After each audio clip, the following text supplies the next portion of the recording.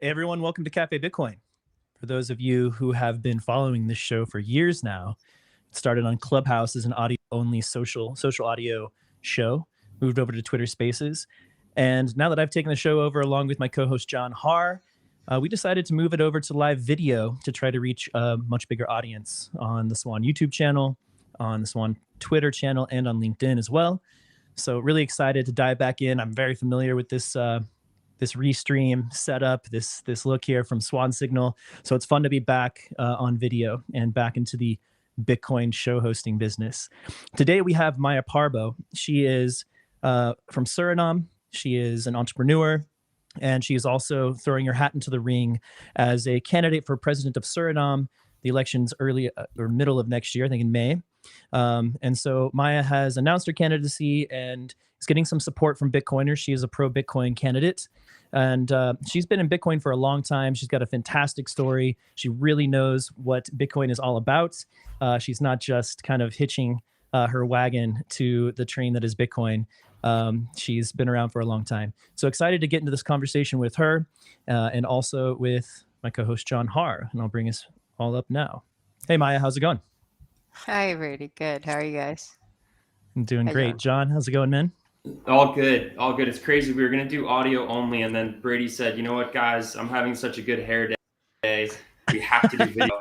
And I said, "Brady, I absolutely agree." And here we are doing video.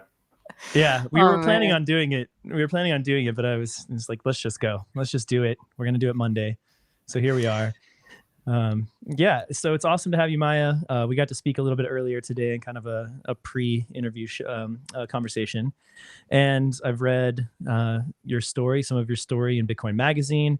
I know you were on another Bitcoin podcast recently with Walker. So I really appreciate you taking the time to join us and looking forward to the conversation.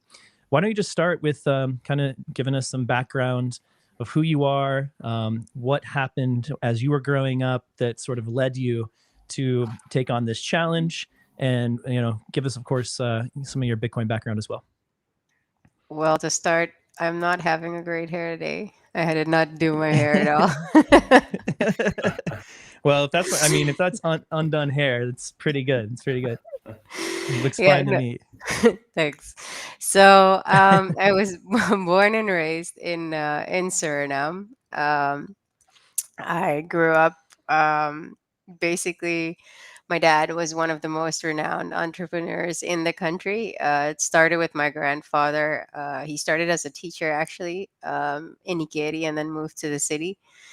And then he opened a department store. And we would do brands like Daewoo, Kenwood, I think LG, Sony, things like that.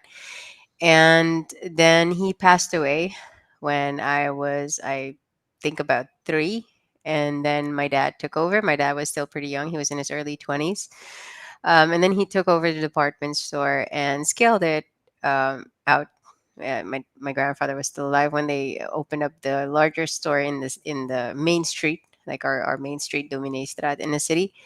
And then my dad scaled out the business and made it bigger and got us more brands and made the company bigger. At a certain point, we even had an airline, or at least our own airplane. I think I remember. And he was always very innovative, always very much into tech. He even had a domain written. I saw it in his notebook somewhere in the early 1990s, ipay.com, I think. Um, it was, and he would always get like the latest gadgets for the shop. He had an ICT shop in the department store. So I kind of grew up around computers and just tech in general. And I remember like being, I think 5 or 6 years old. I don't know, pretty young, and then going in the warehouse and pulling apart computers and putting the broken ones together and then and putting them together to play games on DOS.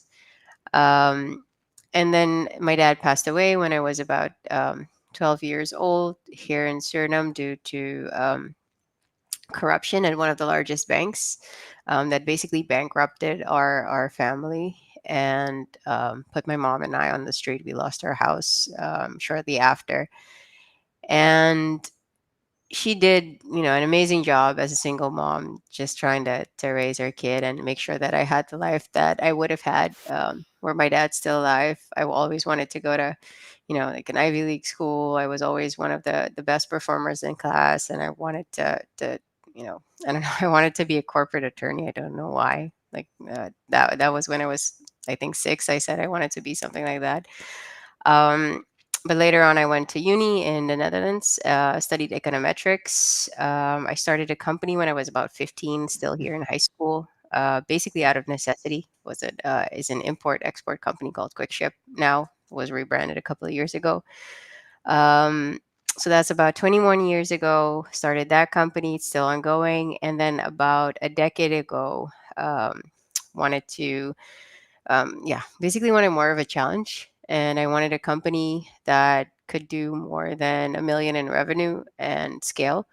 So I partnered up with Sarah Chinwong Yu, who's a civil engineer, and we started a civil engineering firm called Icarus Geo.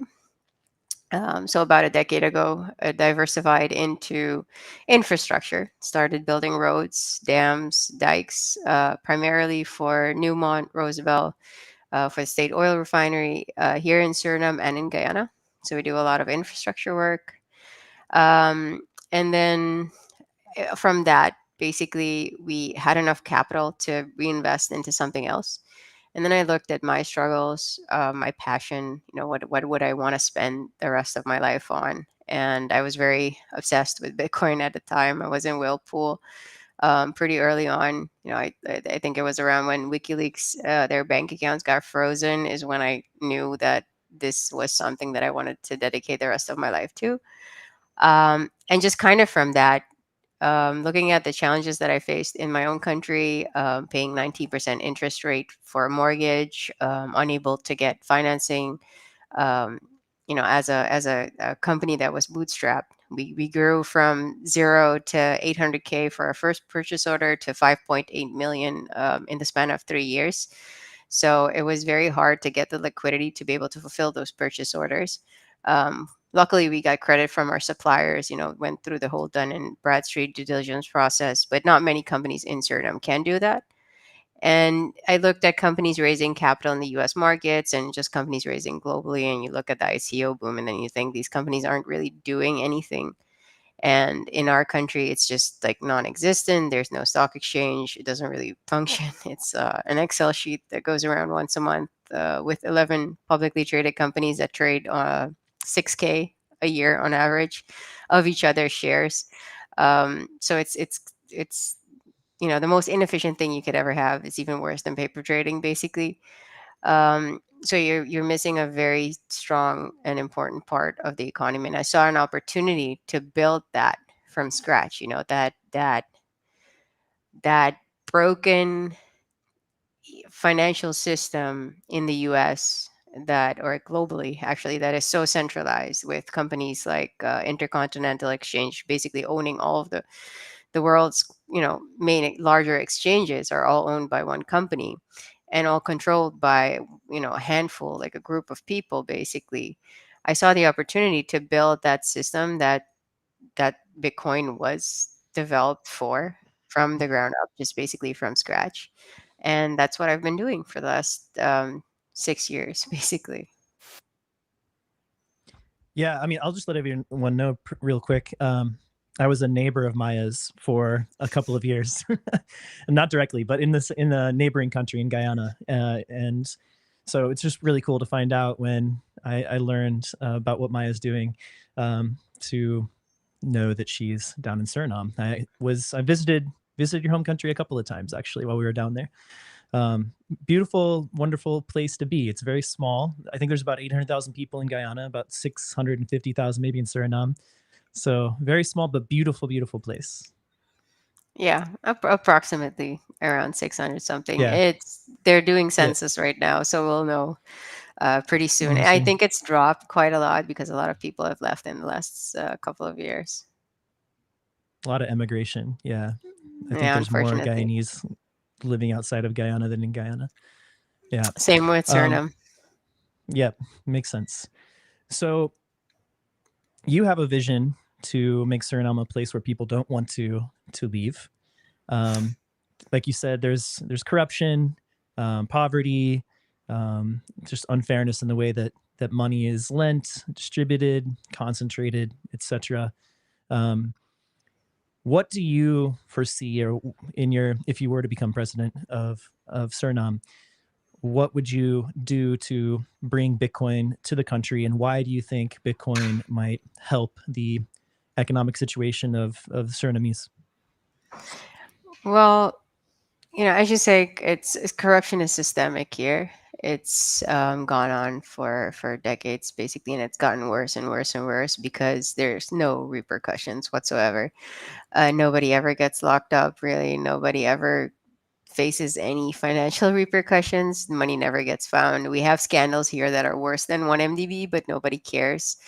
We're very much off the radar of the international community. You don't really read about us internationally. That's going to change, of course, with oil. Right now, it's estimated that there's more oil than Qatar in the Suriname Guyana basin. So it's estimated that we will be a global leader in oil. So the eyes of the world will be on us over the course of the next couple of years. So we're already kind of in line to be doing double GDP growth starting 2028, similar to what you've seen next door in Guyana. Yeah. But how do I envision bringing Bitcoin and solving that problem? I think the main problem is corruption. And corruption is by default a symptom of centralization, right? Centralization in your systems as well. I mean, in the US, it's just as bad. Like the capital markets are completely manipulated. You saw that with the GameStop saga. You know that the stock price you see for Tesla is not really the stock price that it should be. It does not reflect in any way, market valuations that they should have. It's not based on fundamentals at all. So there's corruption everywhere. But here it's just next level. Yeah. It's systemically worse because the country doesn't get developed at all. It hasn't developed in the past 15, 20 years. Everything has gone backwards. Healthcare is collapsing. Education has collapsed. Healthcare is so bad that the Red Cross just announced last week that they won't be able to process any tests. They won't be able to process any transfusions. Donors don't have to come in. They don't have enough material. So healthcare is completely ruined. The country itself, if you drive around, it looks horrible. All the roads are completely destroyed. Nothing is maintained. All of the buildings, like you can see the difference every time because I was traveling back and forth a lot the last 2 years, and every time I would come back, it would look different. It would look worse. People are not maintaining their homes, not maintaining buildings. We were driving around today, for example, getting ready for the food kitchen, looking for a site for the community center.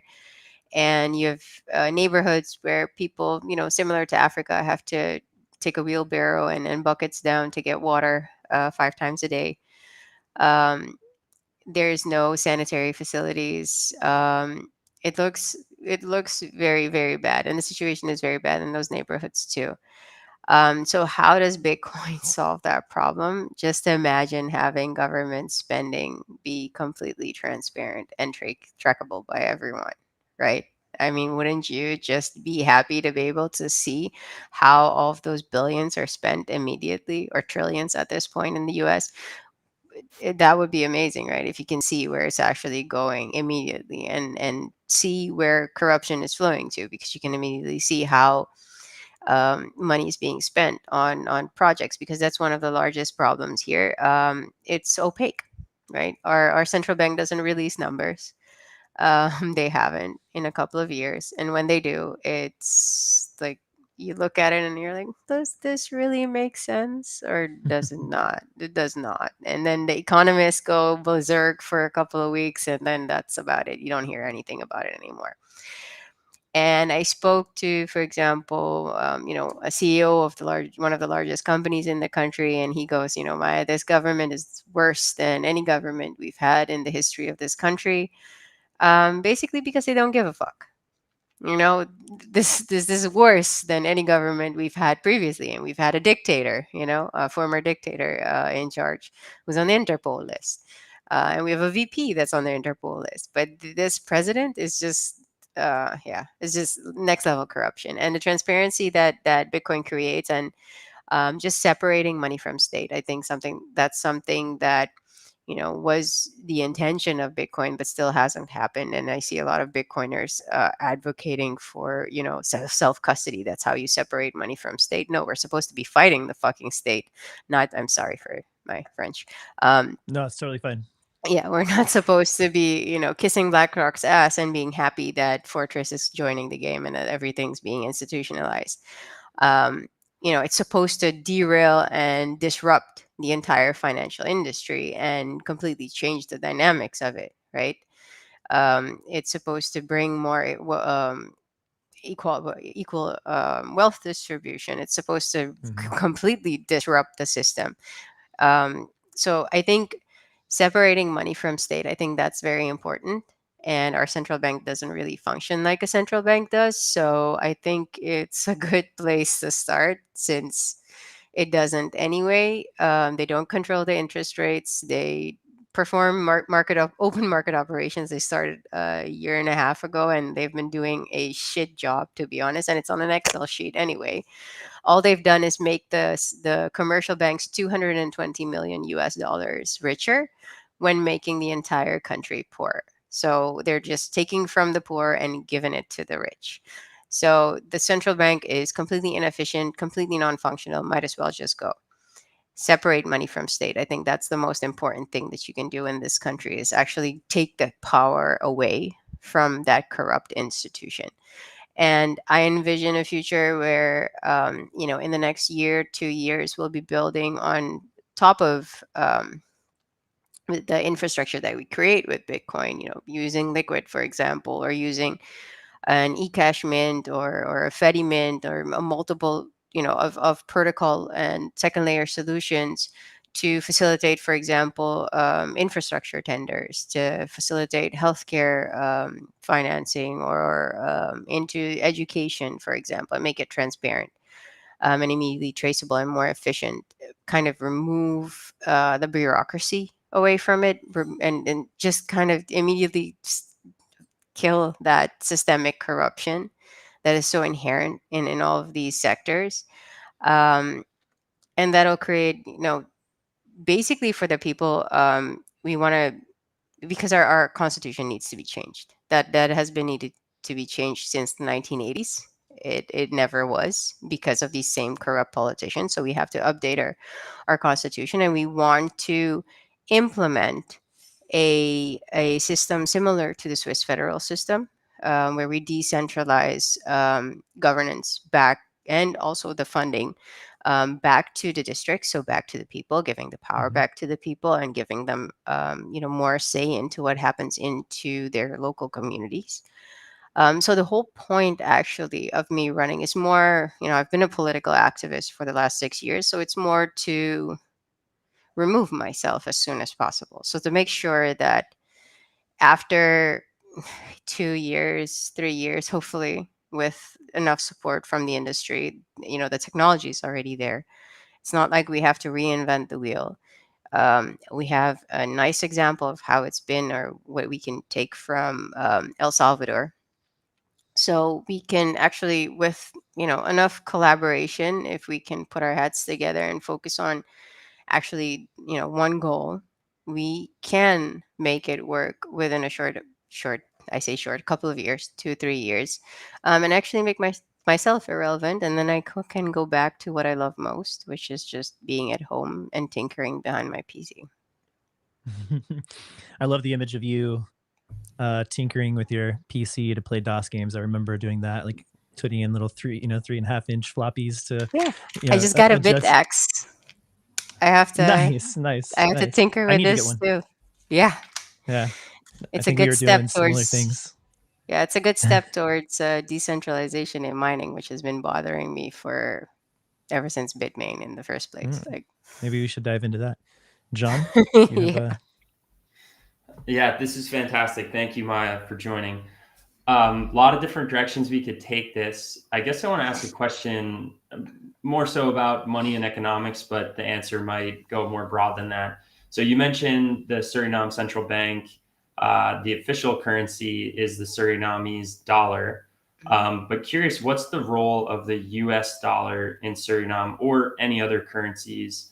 And then kind of related to that, if you could snap your fingers and make Bitcoin legal tender, how would you envision that working with the existence of the Surinamese dollar, the US dollar? And then if you want to go into this broader question, you see what Bukele is doing in El Salvador. What do you see that you'd say, yes, I'd like to do this in Suriname? Or, what would you pick and choose from what he and his administration has done? What would also be helpful in Suriname? Well, all right, there's a lot to pick apart there. Yes, I gave you a lot. Yeah. Feel free to pick and choose whatever. Yeah. Okay. So we have U.S. dollar and euro, not as the main currency or de facto currency. Of course, we have Surinamese dollar as de facto currency. So everybody earns their salary in SRD. The majority of the country, and unless you're an expat, and a few companies that pay their managerial staff in U.S. dollar. Other than that, it's Surinamese dollar. You sometimes have rent in euro or US dollar, and that is also because of expats. People that rent out apartments do prefer foreign currency versus the SRD because it loses value so much. There's a lot of inflation, so our currency, for example, since previous government, I think it was around 7.3, don't hold me to that, 7.3, 7.4 something, I think. And right now it's around 36.35, and that was since 2020, so 4.5 years. Do the math. So people lose a lot of value and wealth. Pensions have been ruined and destroyed, and those are all in SRD. um, so you can trade in euro and US dollar. You can almost anywhere pay with euro and US if you want to. It's recognized as legal foreign currency, so you can use it anywhere. Basically, if I could snap my fingers, and that actually can happen, making Bitcoin legal tender, and that's actually thanks to Samson. When Gen 3 was here, that is something that they proposed, wrote a proposal for the government. Could actually be done in a day. It's an executive order that has to be passed by the Foreign Exchange Commission, which is a subdivision of the central bank. So it does not have to go through Parliament. There are no laws that have to be written for it. There's nothing major that has to happen for that. And basically, I think that can happen regardless of whether I win or not. I've presented, Bitcoin as legal tender and the benefits of Bitcoin and what has happened in El Salvador to every political party in the country, and I've lobbied for the last 6 years. And our party will gain seats in Parliament, regardless if I'm president or not. So we will be pushing for Bitcoin as legal tender after the elections anyway. Um, what I want to do, what I envision, what I dream, and what I hope we can do immediately within the first 2 years is making Bitcoin the unit of account, which means scratching the SRD and replacing it with Bitcoin, making us the first country in the world where people will earn a salary in Bitcoin, where supermarkets will have their prices in Bitcoin, where everything will be priced in sats. So that will be a world's first, and we'll have separated money from state completely, and from the U.S. completely, which I don't think any of the world's institutions would like or Is the currently like. SRD pegged to the dollar? No. Is it pegged to the Dutch dollar or the Dutch currency? It's Euro. just free the euro. Yeah, it's just free floating. Yeah. Well, it's not completely free floating. They estimate the exchange rate like once every two Okay, weeks or twice a month. got it. They do a failing, a how do you say this, auction with the commercial banks, and that has only been recently implemented. To be honest, before that it was just what we call not the finger erratic. It's just you know, Yeah. best guess. Yes, I guess. So yeah, it's not really, yeah, it's not really pegged to anything. Um, we don't really trust it. We don't trust our Mm-hmm. government with it either. We don't trust our central bank at all. Most people would rather hold money at a cambio or hold gold. People save in euros or in US dollar. They don't save in SRD. Yeah. You only use it to transact. So yeah, no, we don't really like it either. And to be honest, it's not the first time that we would actually get rid of a currency and replace it with a new one. I think it's been done three times in our history already. So it wouldn't be new to the population either. They're already used to to having one currency exchanged for another. Um, and we're an import economy. We have about a 3.6 billion GDP right now before oil. We expect about 2.8 billion in royalties starting 2028 from offshore oil. We already have royalties from our gold industry and our oil industry, so we have an abundance of natural resources that El Salvador does not have. We have a tenth of the population of El Salvador, and we have a much smaller footprint. Our country is about 8 times the size, I think, but our population is a tenth. So we're a lot more agile. We can maybe be a lot faster. We can implement change a lot faster. We have no large city. Um, so basically, think of a small American town, with a townhouse and like one main street. Basically, that is our city, and that's basically our country. So you can reach a large portion of the population basically just through Facebook. The entire country lives on Facebook. To be honest, we have very high mobile penetration. We have a very I think we're I think I read an article once that I think we are one of the countries in the world that uses Facebook the most. I think I mentioned this to you earlier. I know about 5 people that are on Twitter. So, Mm-hmm. hence Mm-hmm. me not being very active on Twitter. And it's literally only the Bitcoin community or the international community that you can actually approach on Twitter. Like nobody here will create a Twitter account, for example, just to follow me. I have to be on Facebook. Sure. Um, Makes so sense. that's how I would implement unit of account. Where actually we have a transformation commission. I think that might be interesting to share. That's led by Philip Bagus, pretty well renowned Austrian economist. So we're rounding up experts basically globally in each of their respective fields. We have identified experts in every sector of industry or government that we want to either eradicate or transform or privatize. I want to privatize healthcare. I want to privatize education, infrastructure, construction, natural resources, the sovereign wealth fund.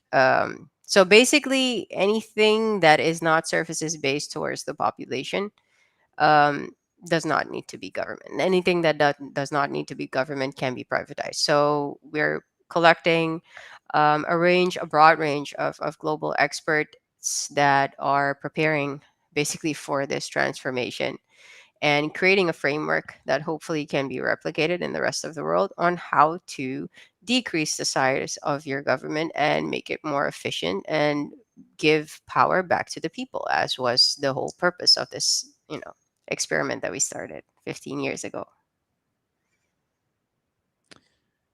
Does Suriname work with the IMF at all? Yes, since this government we do, Mm-hmm. because Okay. our previous government was against it. Now we're in an IMF program. It's not much, but it is something.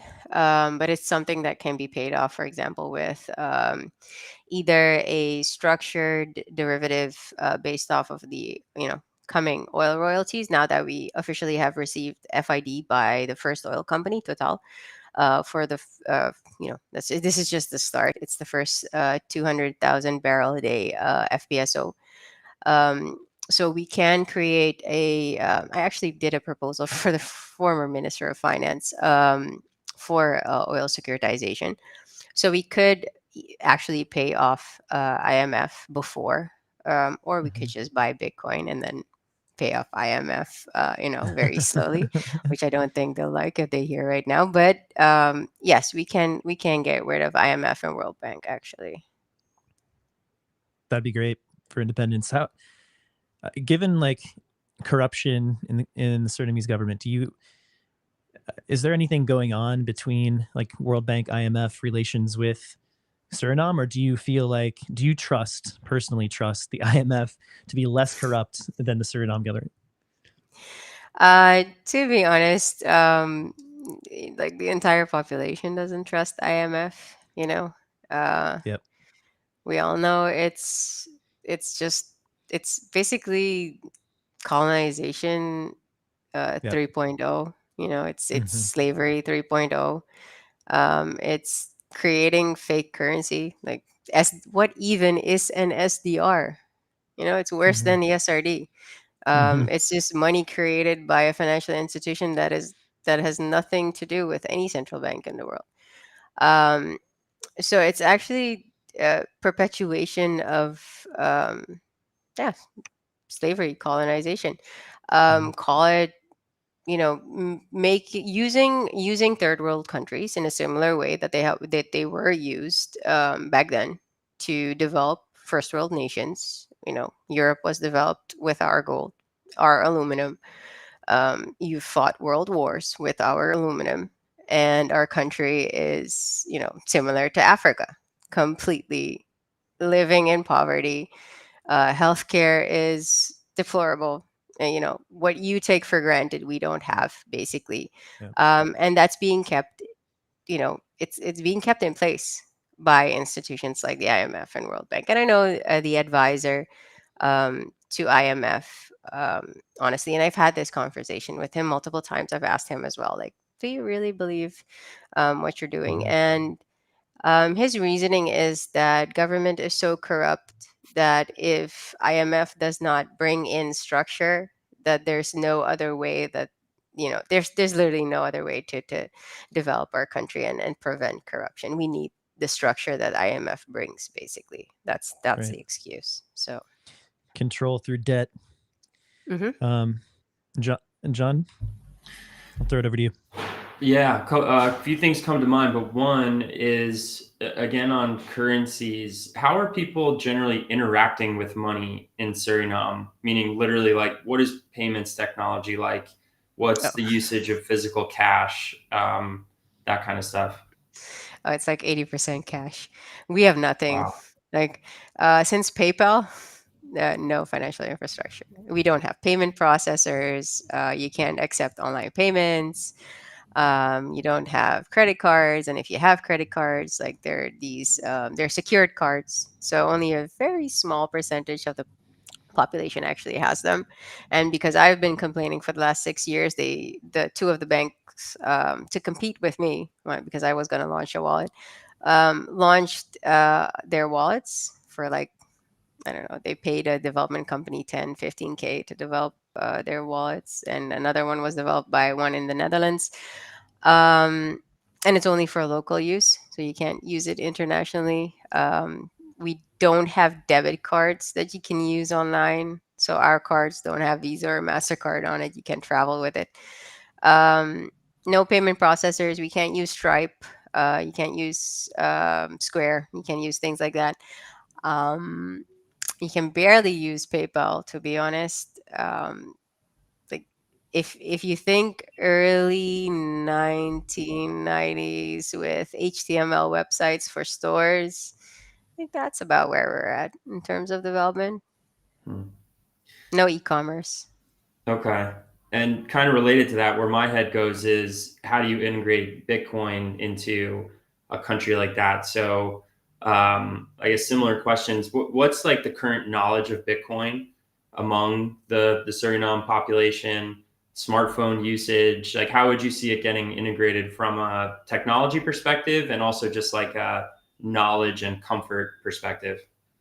Well, just technically, we have very high mobile penetration. It's one of the highest in the region.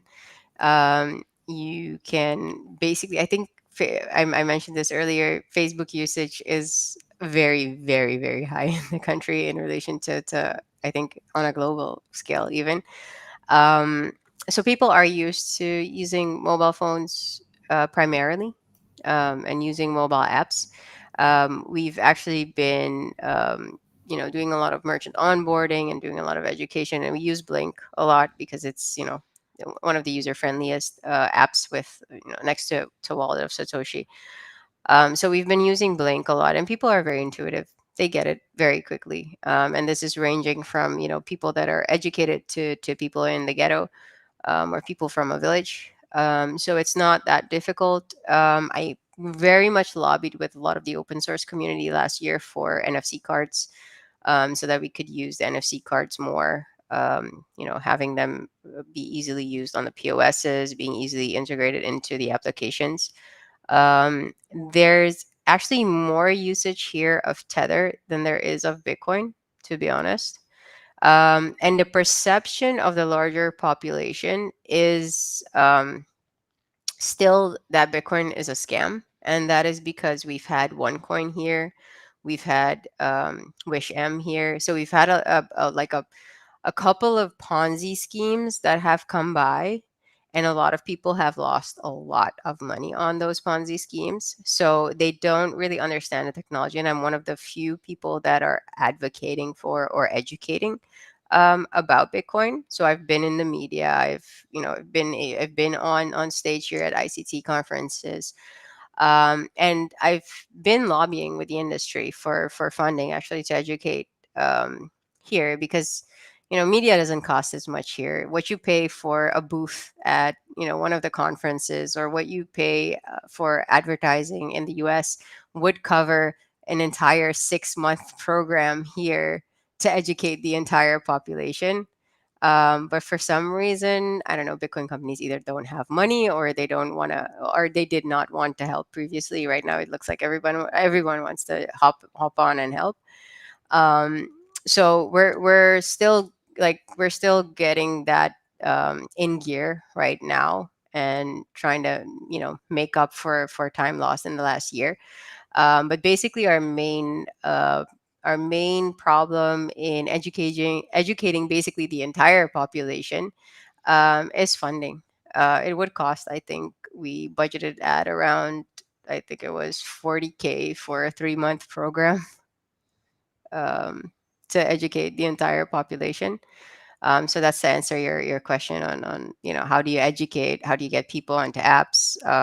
Yeah, it's fairly simple. Like on the average customer acquisition cost here is less than $1. Like, and that's because Wow. we give them sats, so that they have some SRD.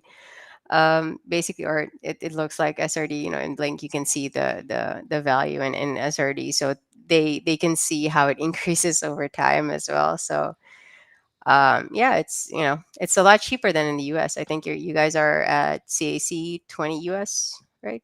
For on average for a customer right now.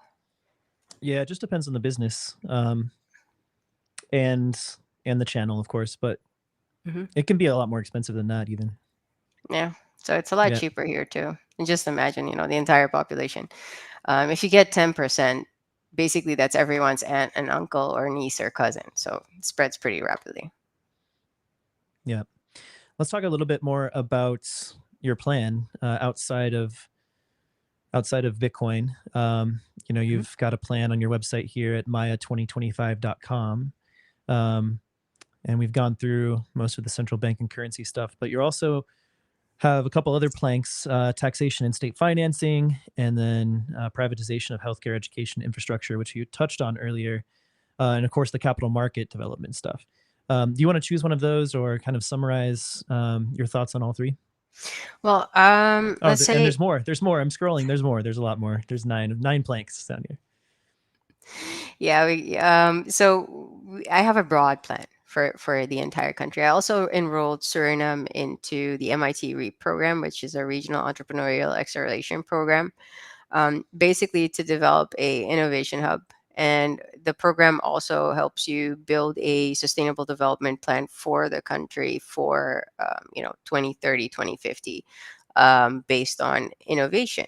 And especially like speaking to MIT professors, we were talking about nuclear, and I was lobbying for a Large Hadron Collider in Suriname. Things, Nice. yeah, things that do not have a large physical footprint, but there's only I think 11 or 12 Large Hadron Colliders in the world, and they're all oversubscribed every year. Or no, sorry, two, but they can only handle 11 or 12 projects. Sorry. Yeah, I Got it. think that's it. Yeah, Yeah. the one in London and one in Zurich. Sorry, and they can only do 11 or 12 projects a year. So build, for that, for example, build it and they will come. Energy wise, we need an energy transition strategy. We have hydro potential. I think Samson's mentioned this a couple of times. So there's about a 900 megawatt hydro dam that can be developed that was projected for bauxite mining that we can actually use for Bitcoin mining, which has a much smaller footprint, and of course will create a lot more income for the country. And we have a 2.8 billion, royalties that will be coming in from just the first couple of wells offshore, and just from this total development. So, and we still have FIDs that need to come out in the next couple of years. So we expect a lot of oil royalties to flow in. We have to diversify our economy. Come up with an energy transition strategy. I'm a big fan of nuclear. Definitely a big fan of hydro. Um, Solar we could implement, for example, and then to so that's how I would diversify, basically transforming energy into Bitcoin, translating that directly into the sovereign wealth fund. And how would we reinvest that? Basically based off of the natural resources we have, we do not have to collect tax. And I'm a very strong believer of taxes theft. When was it even created and why was it even created? We could implement surface-based tariffs or fees, or there has to be a different approach. We are discussing this with the Austrian community, or Austrian economists at the moment, on how to either eradicate taxes completely or minimize them as much as possible, so that you don't need to pay taxes for everything. And with technology as it is, you could actually create a system where you're actually just paying for the things you actually use. Use a fair use, something like a fair use policy, for example. Um, and then our capital market ties into the whole thing, because we don't have a developed capital market, but we have a very robust private sector, a very strong private sector. Actually, it's one of the best in the entire region. And we have potential in agriculture to be a food bed for the Caribbean.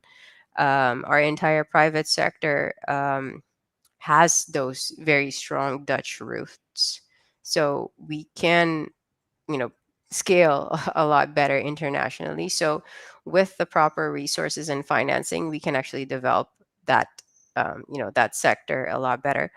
But um, we need to diversify into technology and into financial services. With a small population of only 600,000, we really need to diversify into other industries, that will last for the next couple of decades.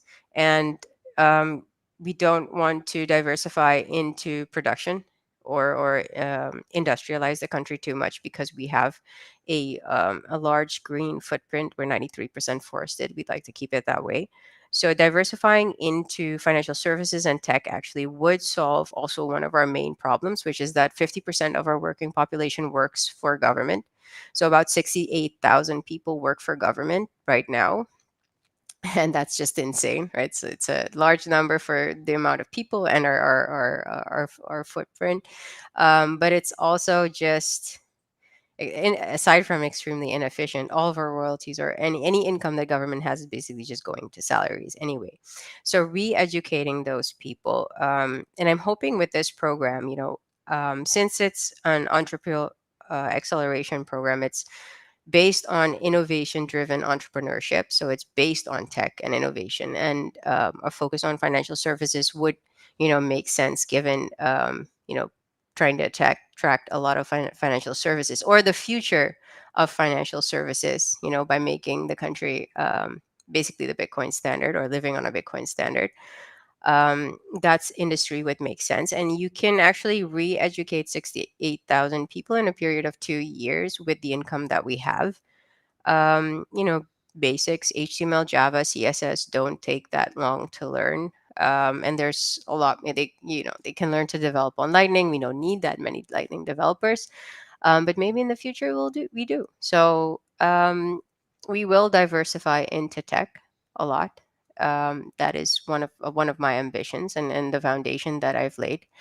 And one, I think, nice benefit or perk that comes for you guys in the States with that is that you have your number one university, global innovation university, forced to run a case study on a country that's being developed, their national development plan on a Bitcoin standard. So hopefully you guys can learn some and take it home to I love Boston it. with that.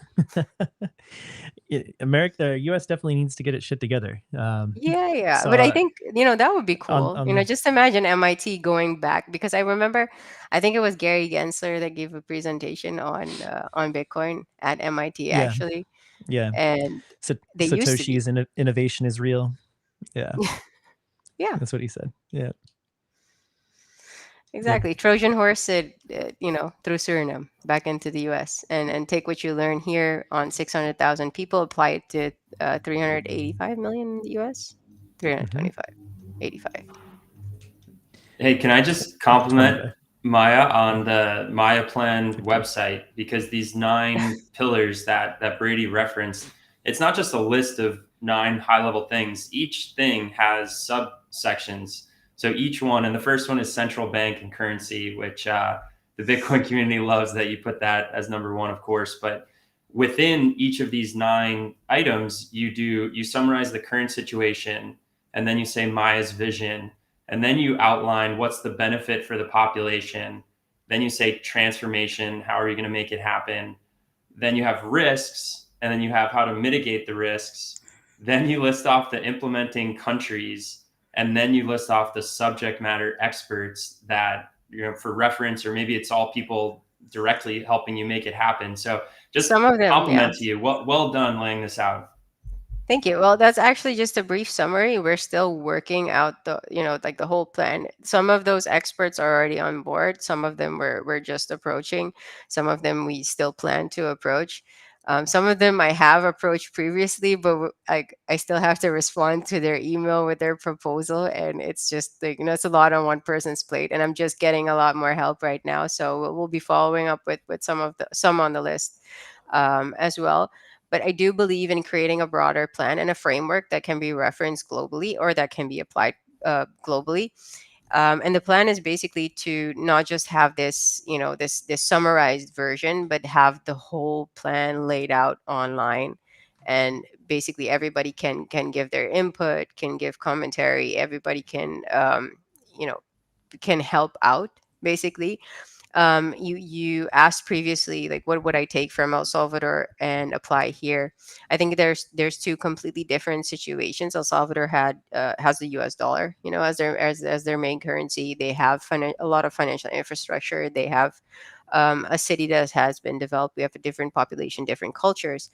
So I think it's a lot that's different. And I think I I am like I've done toxic maxi things. I've had arguments with people that do Ethereum, and or talked about Ethereum, for example, in Prague.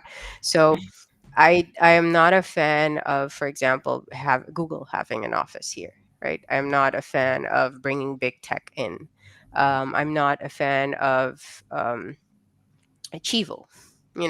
I worked with Alpha Point in 2018 when we were developing the stock exchange, same company that developed the Chivo wallet. I would not want to enforce one single wallet onto the population. I'd rather have optionality, right? Freedom of choice. So I'd be more inclined to build a legal framework that supports open source development. And actually, um, I'm very much against the centralization in tech. If you just follow what has happened in the US, um, no offense, but Facebook, Google, it's not very, like, it's not much better than IMF or World Bank. Like, you take money from all over the world. Like, businesses in Suriname have to pay to be discovered on Facebook or on Google, and that all goes, all of those fees go to a US company. Like, how does that even make sense, right?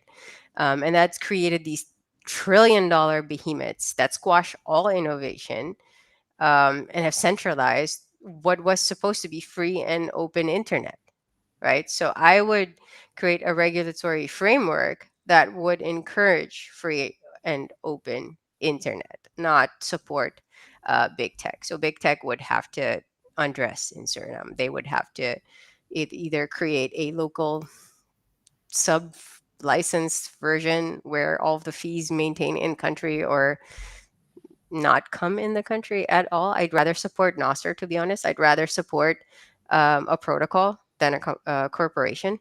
So I think that is a big distinction in approach. Um, like, honestly, the same goes for like big oil. I don't agree with all the policies that big oil implements, or how it's structured. It's all these big, large corporations that have so much centralized power globally, um, that they basically do whatever they want wherever in the world, and particularly in our side of the world, they do whatever they want because we have corrupt government, right? So they can literally do whatever they want here, and we need the money because we're poor, and we're poor because all of our resources have gone to the development of your nations, right? And we're an import economy, so most of our products are imported from the US as well. So I think, um, once we have Bitcoin as unit of account, you'll have every fiat currency in the world losing value in relation to our country. Our sovereign wealth fund will keep increasing in value over every other country in the world. And I think we can be very strategic. The Norwegian sovereign wealth fund is very strategic. The Dubai sovereign wealth fund, also very strategic. I mean, they bought most of the large US big tech companies, right? Most of your large technology, Silicon Valley corporations are Saudi owned, or majority Saudi financed. Um, yeah, I think we can be very strategic with our sovereign wealth fund over the next couple of decades, especially if it's all Bitcoin. So your father was assassinated, Mhm. um, for basically being involved in business in Suriname and being successful, and not catering or cowing to corrupt organizations or gangs, however you want to put it, in Suriname. And you were young when that happened. I've listened to you here speak up against, the Surinamese central bank, the IMF, big tech, and more. You're clearly not scared or cowed by any of these institutions either. Um, are you concerned for your safety, and or do you just can't live like that? I mean, with that fear. Well, to be fair, if you had asked me this question last September, I would have cowered. I was very much afraid then. I was living with anxiety and an intense fear. I've actually fled the country in 2022, I think, and then I did what I yeah, I don't know if everybody would do that, but I reached out to the admins in Whirlpool. I thought they were the only people I could trust. I didn't know if I could trust anyone here. I Whale didn't want to. pool, whale pool being a group of Bitcoiners.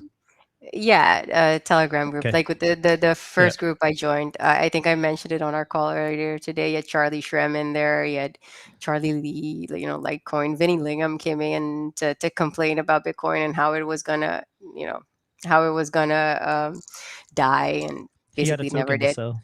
Civic, yeah, he was Yeah, he was Civic. pumping. He was trying to pump Civic, and then he would come in Yeah. and shit on Bitcoin.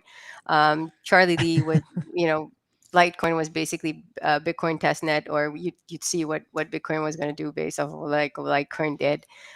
So Whale Pool, and I'd met them in 2017, and I don't know, somehow I always feel like Bitcoiners are good human beings. So I didn't know who I could trust. So I reached out to them, and then they told me, come to Lugano. So I went to Lugano. I had lost half of my hair. Um, completely. I think I'd lost 15 pounds, more, 10 kilos. And came there, saw Obi again. I think I started crying. I was very much in fear. Um, and it took about a year to kind of get over that fear. Um, and after I went back November with Samson, or came back here in November with Samson, I had a couple of months to think about it after I revealed, government corruption in April again this year, pretty publicly, um, on one of the largest podcasts. That was also a risk, when it's about large sums of money, people don't tend to fuck around.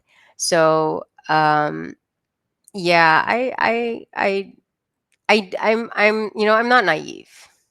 I'm pretty much aware that I have risk. My mom is not a fan at all of this whole thing. Like she hates it. She wants me to stop. She wants me to lead a normal life. You know, have a family, and just be happy. I have my companies. Everything's perfectly fine.